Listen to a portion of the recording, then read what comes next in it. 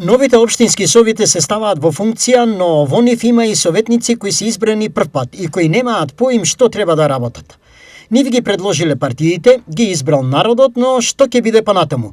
За некој е голем предизвик. Што основно треба да знае секој советник? Советникот треба да ги почитува правилата и законите кои се предвидени во општинската администрација, конкретно деловникот за работа на советот, да биде редовен учесник во комисиите, да присуствува на советите и да дава своји мислења, своји забелешки, своји сугестии, своји предлози, се со цел да се програмата, односно работата на советот да се збогати и со цел на задоволство, а најнапред да го почувствуваат сето тоа граѓаните.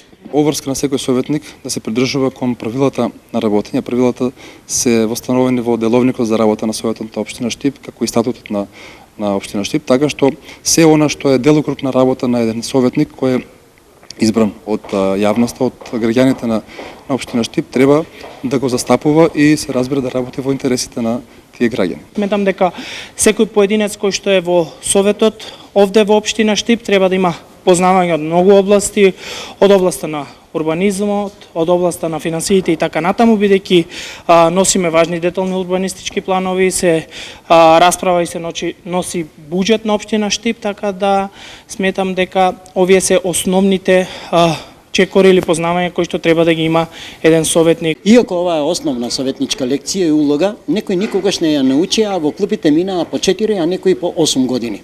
Од друга страна, минатото памети и способни советници со неприкосновено знаење и голем допринос, но и партиски послушници и соло играчи, кои во име на партиите и нивните лични интереси газеа се пред себе. Дали сите советници работеа во интерес на граѓаните? Значи, во целина да, имам една замерка, значи не случајно реков дека комисиите треба да ги посетуваат, значи имаше одредени советници кои континуирано беа отсутни од комисиите. Не можам да кажам генерално за сите, од моја страна како советник од левица во изменатиот состав, можам да кажам дека јас сум задоволен од мојата активност и застапување на оние теми кои се образложува на самите седници на совет. И советничките групи и советниците како поединци дадоа свој максимум и работеа во интерес на граѓаните, бидејќи и ние како опозиција имавме конструктивни предлози во се она што беше предлог кој што е добро намерен за граѓаните и за развојот на општина Штип. Сето ова за нив и не ширеше со месечна сатисфакција во име на советнички паушал кои се во зависност од големината на општините и се движи од 15 во Карбинци па се до 24.000 денари во Штип.